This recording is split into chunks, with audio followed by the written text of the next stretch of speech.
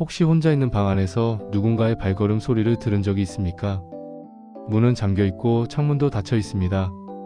하지만 분명히 누군가가 있습니다. 사람들은 말합니다. 죽은 자는 떠난다고. 그렇다면 왜 우리는 그들의 존재를 느끼는 걸까요? 유령은 정말 존재하는 것일까요? 아니면 우리의 뇌가 만들어낸 착각일까요? 이 문제는 한때 과학자들의 진지한 연구 주제였습니다. 오늘 우리는 과학이 영혼을 증명하려 했던 100년의 기록을 따라가 봅니다. 당신은 불가사의라는 말을 수도 없이 들어보았을 것입니다. 이집트의 피라미드, 사라진 마야 문명, 전설 속 아틀란티스 문명, 버뮤다 삼각지대, 그리고 UFO까지. 인류는 설명되지 않은 현상 앞에서 늘 질문을 던져왔습니다. 하지만 그 중에서도 가장 이해하기 어려운 존재가 있습니다. 바로 유령 그리고 영혼입니다. 피라미드는 눈으로 확인할 수 있고 유적은 발굴할 수 있습니다. 그러나 영혼은 보이지도 만질 수도 기록할 수도 없죠.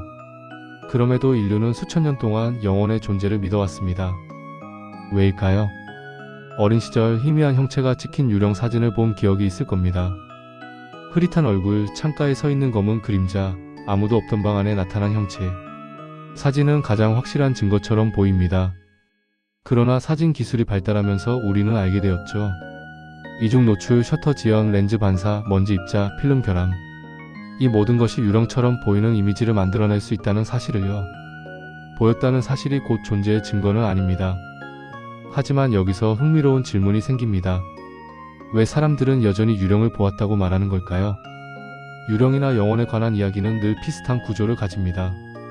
첫째, 목격자가 여러 명이다. 둘째, 그 중에는 사회적 지위를 가진 믿을 만한 인물이 있다. 셋째, 사진이나 영상이 증거로 제시된다. 이 세 가지 요소가 결합하면 이야기는 강력한 설득력을 갖게 됩니다. 심리학에서는 이를 사회적 증폭 효과라고 부르죠. 많은 사람이 믿기 시작하면 의심은 줄어들고 소문은 어느새 사실처럼 굳어집니다. 인간의 기억은 정확한 기록 장치가 아닙니다. 우리는 이야기를 들을 때마다 기억을 수정하고 새로운 요소를 덧붙이며 결국 처음과 전혀 다른 이야기를 만들어냅니다. 이 과정에서 신비주의와 음모론이 탄생하죠.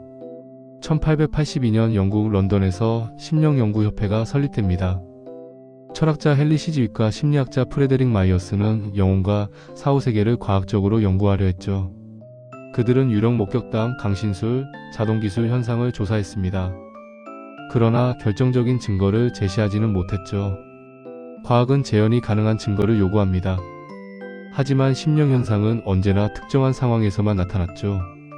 이 점이 과학적 검증을 어렵게 만듭니다. 20세기 중반 브라질에는 아리고라는 이름으로 알려진 인물이 있었습니다. 그의 본명은 호세 페드로 데 프레이타스.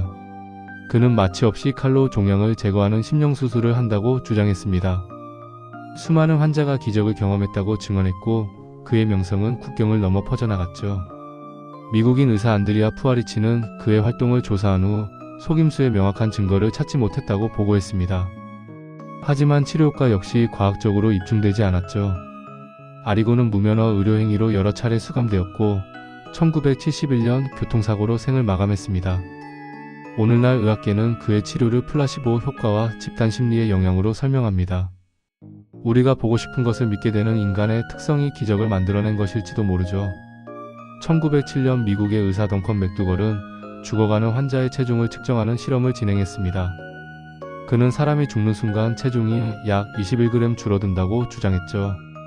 이 이야기는 대중의 상상력을 자극했고 영혼의 무게는 21g이라는 개념이 영화와 문학 속에서 반복적으로 인용되었습니다. 그러나 과학자들은 이 주장을 지지하지 않습니다. 실험 대상은 단 6명에 불과했고 결과는 일관되지 않았으며 재현에도 실패했기 때문이죠. 현대과학은 체중 감소의 원인을 체액 증발, 공기 이동, 측정 오차로 설명합니다. 21g은 영혼의 무게가 아니라 과학이 아직 미숙했던 시대의 실험 오차에 가까웠습니다.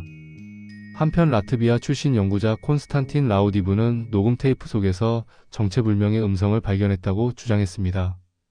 그는 이를 죽은 자의 목소리라 믿었고 이 현상은 전자음성 현상이라고 불리게 되었죠.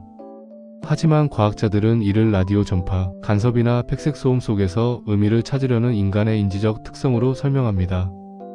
우리 뇌는 무작위 소음 속에서도 익숙한 단어나 목소리를 찾아내려는 경향이 있습니다. 보고 싶은 것을 보고 듣고 싶은 것을 듣는 거죠. 이를 파레이돌리아 현상이라 부릅니다. 구름 속에서 얼굴을 보고 잡음 속에서 목소리를 듣는 것과 같은 원리입니다. 몸 밖으로 나와 자신을 내려다보는 경험, 이른바 유체이탈 경험을 했다는 사람들도 있습니다. 이 경험은 매우 생생하여 많은 이들이 영혼의 존재를 확신하게 됩니다. 그러나 신경과학은 이를 다음과 같이 설명합니다.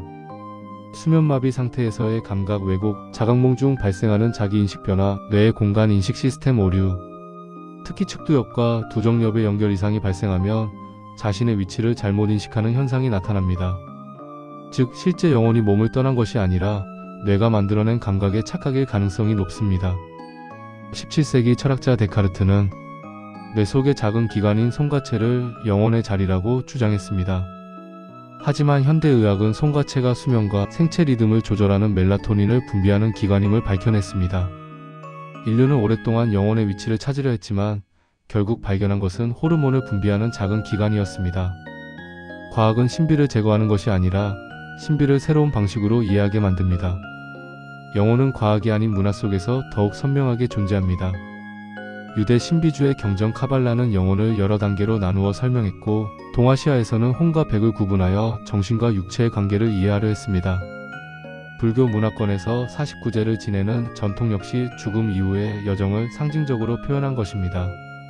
이러한 믿음은 과학적 사실이라기보다 죽음을 이해하려는 노력의 산물입니다.